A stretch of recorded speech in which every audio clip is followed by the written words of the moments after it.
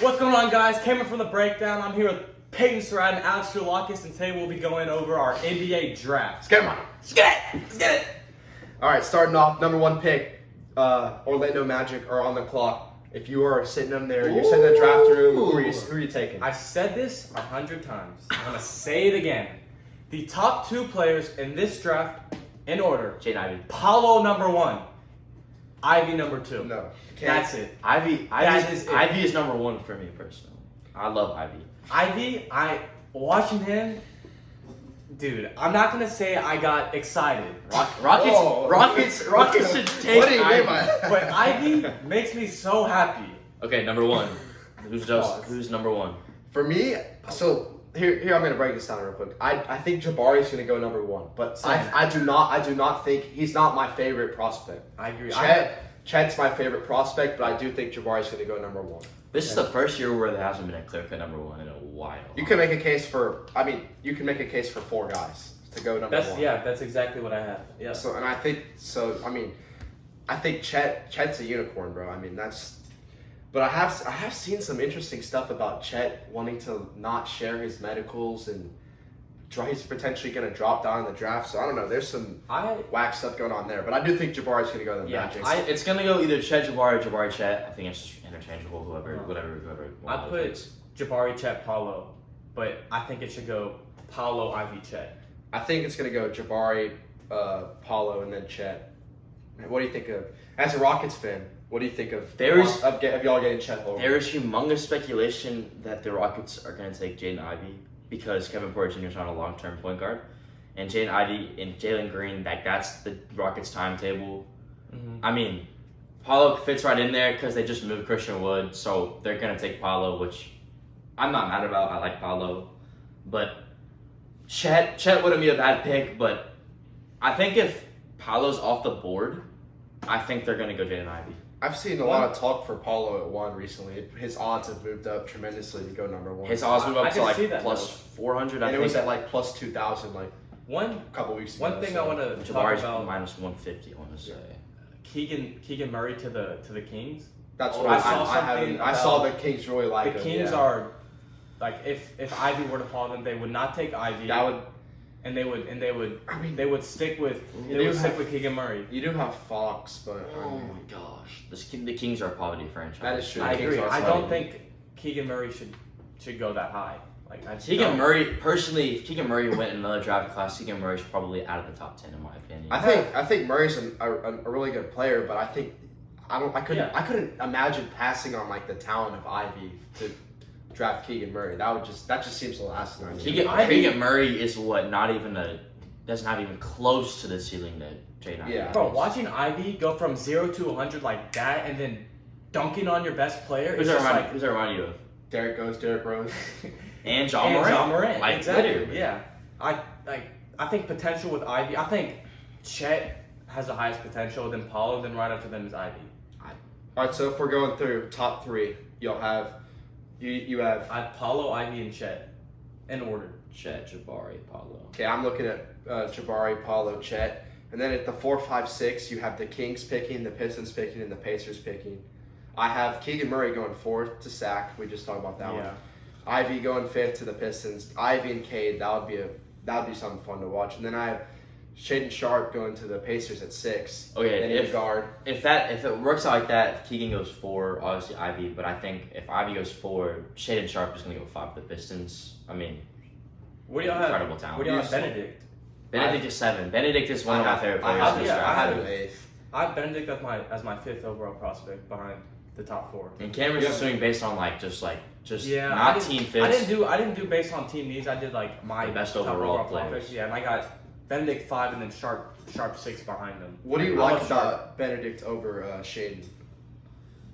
Say that again. Like in Benedict's game, what do you like more? Benedict is a true 3-level scorer.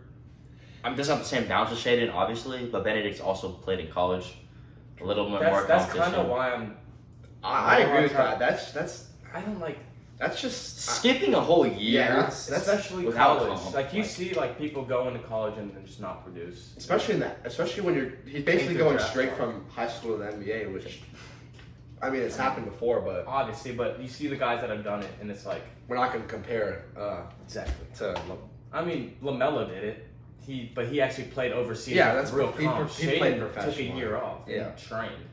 All right, then after that, the Trailblazers at 7, they're gonna trade that pick. Really? No You have doubt. to. No You doubt have to trade that to. pick. No doubt, because to fit Damian Lillard's timetable and Anthony Simon. Okay, I'm really high on Anthony Simons. Oh, I am too. I think it's Tough. time to let Dame go, and I love No, Dame. I you love not Dame. let him go. Well, not release him, but I think it's time that you deal him and you get something back. I could see like Because I mean, if you're looking at the Western Conference, like honestly, it Are doesn't they even gonna matter if you're looking at the compete? Western Conference. If you're looking at their team, that's not a championship winning it's true. team. It's playoff caliber. it's a borderline playoff team at best. I think you got to trade Dame to a team that needs a point guard that's already in the Heat, playoffs. like the Heat or Team, something. that's a good fit. A team like, Like the the Heat. who? Team like the Heat. Like the who? I think Brown. I think that I have Dyson Daniels here for That's the okay. Blazers. I really like Dyson Daniels. Dyson Daniels could, I think, if you slot him in, I For have his Dyson Daniels he's very good defensively. But I mean, yeah, I think you have to. And they got to do something in Portland to rebuild. It's just that timetable's not going to work, especially if you just build around Simons, honestly. and it's not like it's not they don't have players in Portland. It's just their needs are power forward, and there's no power forwards that just jump off the page to you right now. Where do y'all have Jeremy? Jeremy Sochan, I have him 10th to the Wizards. Do you have him in the lottery? He shouldn't go to the lottery, personally. Really? No. This is the thing. Great athleticism. Him and Kendall Brown both from Baylor. He's Elite not defender. Personally, watching him in the Big 12 as UT fan, he wasn't a great game changer. I think the scouts in the NBA overrate athleticism over everything. I think that's a bunch of scouts are higher on athleticism. Do you not think he's a good fit for the Pelicans that need just that listen lockdown to wing this. defense? Listen to this. I mean, he can guard any player on the floor. Last year, Kai Jones from UT went in the top. I think he went like 18th. He didn't do Hornets. He barely did anything in Texas. Where is he now? He at the Hornets, but he didn't even crack the Hornets rotation. He wasn't even. He was in the G League the whole time. To be fair, he was hooping in the G League, and they brought him up to the Hornets, and he did show out. He did show flashes of potential. Flashes? Yeah, but that's a good pick for the Hornets because they have their big man is who? Cody Zeller. Exactly. Stud. Nobody. Kai Jones can fill that role and be their franchise center. I just think athleticism is so overrated in the NBA because everybody can jump out the gym. That is true. Mm-hmm. Johnny Davis. What do y'all think of Johnny Davis? I have him here at 11 to the Knicks as a score. They get a guard. They get a I scorer. have Johnny Davis 13. 13th. I see AJ Griffin going to the Spurs before him. I'm so high on AJ Griffin. These dudes shot 44, 45%. I have him 13th. So yeah, to Charlotte. I mean, AJ Griffin's game can translate to the NBA very well. He's just a smooth player that just gets to his spots. 6'6", gets you a bucket. Best shooter one of the best shooters in the draft. Yeah. What's the dude from Davidson? The Asian guy? I don't. You know what I'm talking about? I know what you're talking about. I don't He know. shot like I couldn't tell you his 48% from three. Yeah, an absolute strap. But Yeah, him, and then I think Johnny Davis and I think Malachi Branham are also really good lengthy guard. I don't have Malachi in my I have him 14. Branham is a stud. He's a stud. He's gonna be a I stud. also don't have Oche either. You don't have Oche? Whoa. I have Oche at 11. No, I don't have Oche. Oche was Oche's not player gonna of the year. go. No, Oche's not gonna go to the top 11 for me. He was the player of the year. I mean, yeah, but like It doesn't matter. It's a Luka Garza's college. player of the Yeah, year. exactly. Okay, that's I different. don't think it's different. Luka's game does not translate to the league. Oche's does. He can. maybe. And Luka was put in the Pistons. Well, he didn't get much was like recognition, the he did 60th play pick, but I think if you're the Cavaliers, I think you have to. If a team is looking at Ochai, try to take him earlier than you. I think the Cavs have to trade him up for him. Ochai fits their timetable so well. I mean, I have Tari Yeah. Eason there. I mean, Tari Eason? Yeah. I mean, it's an athletic. It's a wing. I mean, it's the same thing as You have Sohan, Jalen Williams, and Tari Eason in your lottery. Yeah. Where y'all got Duran? I like Duran. You don't like Duran in there? I got Duran 9 to Spurs. Spurs are a good young team. You don't have Osman Jang in there? Ooh. No. Jang is better than Eason. I'll arguably put him over Sohan. I think it's close. I mean, I think I mean, a 6'10" small forward. Yeah, you're Dog. That's a fair point. By the NBA's criteria of like really good players, a 6'10" small forward is like, I mean, you're drafting on upside. Has just higher upside personally than a 6'6" guy. So, which one of these teams in the lottery do y'all think? Obviously, they have some of the higher picks in the draft. Who do y'all think? Which pick do y'all think can really elevate a team next year? And obviously, like take away like the first three, because obviously whoever takes Mathurin, personally. If I'm looking at Mathurin or Ochai. Like looking at these, falls to the Cavs, like shoot, like I look at the Cavs were good last year. They're they're like a 5 seed or 6 seed in the East. like looking that's at tough to do. The East the is back not end of bad. the first year with teams like the Cavs, the Hornets, the Knicks, teams that are even the Spurs and the Pelicans, teams that are kind of bordering on trying to get into playoff territory. Like who can really make a splash if they Pelicans. Where are the they Hawks land a guy? drafting? Pelicans. Hawks made the playoffs, so Hawks don't have a lottery pick. I feel like Pelicans. Pelicans. Yeah. You think they could be? What do you think they need to elevate to the next level? Get in the playoffs. I mean, they have Zion. I mean, Zion. I think Dyson Daniels would be a great pick for them. If CJ moves to point guard, you could just. And he has been running. He kind of. I mean, you have Alvarado, but I mean, you could put CJ at the 2 and then slide Dyson Daniels in there for like a little 15 minutes a game. Play BI. Pre-playoffs and then getting into the playoffs, you just kind of slide them down. I said it before. I think Sochan would be a good fit for the Pelicans. I think they already have enough scores where they don't need. Another Dyson Daniels. They have CJ. Where's he getting minutes? Where's he If you play defense in the NBA, you'll get minutes. You will. They have BI too, and then Zion comes back. They got those are 3 guys who can. Where's Dyson? They have 3 guys who can score dominantly. Exactly. Is Dyson going to be your 4th scorer on a playoff team? Do you really want that, or do you want the best defender? I mean, when you look at no one on the Pelicans can defend. The scorers around the league, like you need to be able to defend. You're gonna match up against guys like Luka and Steph Curry. Dyson Daniels is also a really good defender. But nowhere near Sochan. Sochan was one of the best in the nation. What does that say? Best defensive prospect in the draft. For who? Dyson Daniels? Yeah.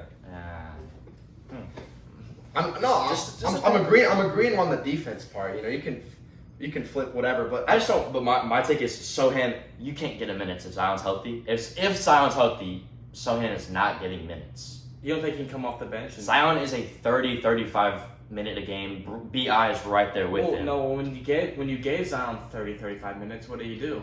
Broke his foot. He's overweight. Okay, well, like I said, if CJ hops over the 1, BI can play the 2, and they can slide Sochan right in there. BI had the 2.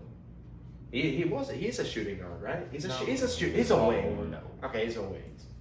The positions don't even matter anymore. You got. I don't know. Is CJ a pure 1? No, but he was. He's been really a 2 his whole life. I mean, you gotta have someone to at least facilitate. But I mean, he can't. Dish.